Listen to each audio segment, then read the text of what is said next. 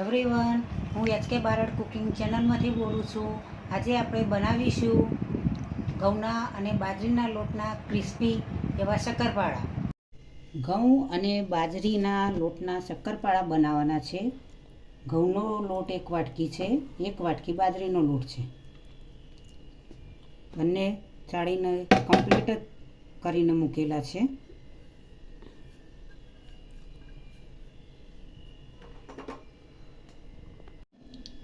મીઠું અડધી ચમચી, ધાણા જીરું પાવડર અડધી ચમચી,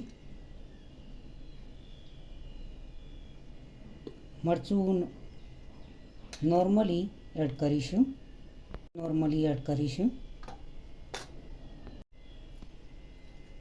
લીંબુ પણ નીચોવીશું, જીરું લઈશું અડધી ચમચી, તલ 1 ચમચી, મીઠો લીમડો અને ધાણા કટિંગ કરીને એડ કરીશું.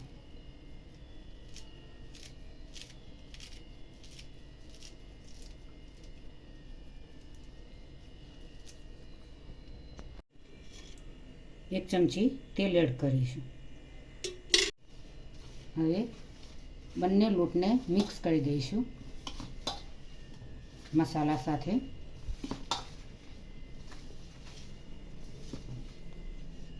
ગરમ પાણી લીધું છે.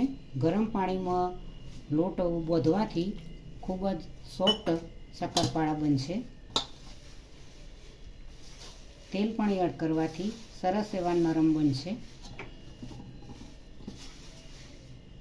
ઘી પણ તમે તેલની સાથે સાથે તેલ ના એડ કરો તો ઘી પણ એડ કરી શકો છો.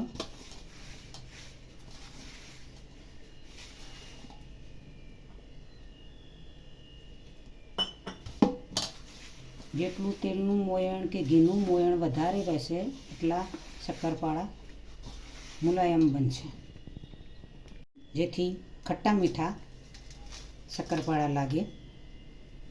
લોટની સાથે ખોડને બરાબર સરસ એવો મસ્ત લોટ બંધાઈ ગયો છે. તેલ પણ કઢાઈમાં ગરમ કરવા મૂકી દીધું છે. લોટ કમ્પ્લીટ થઈ ગયો છે. હવે તેના શક્કરપારા બનાવીશું.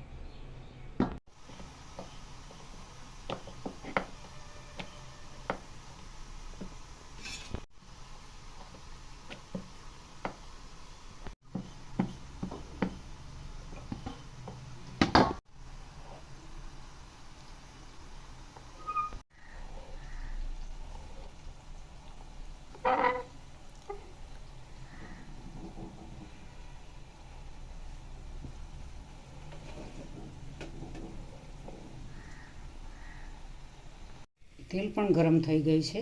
હવે શક્કરપારા એડ કરીશું.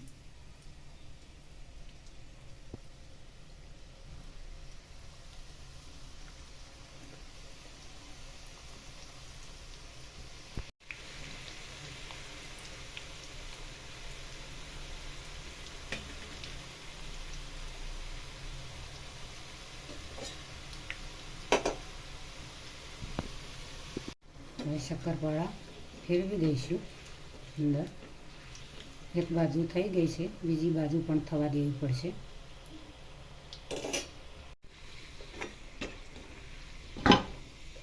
શક્કરપારા સરસ એવા મસ્ત તૈયાર થઈ ગયા છે.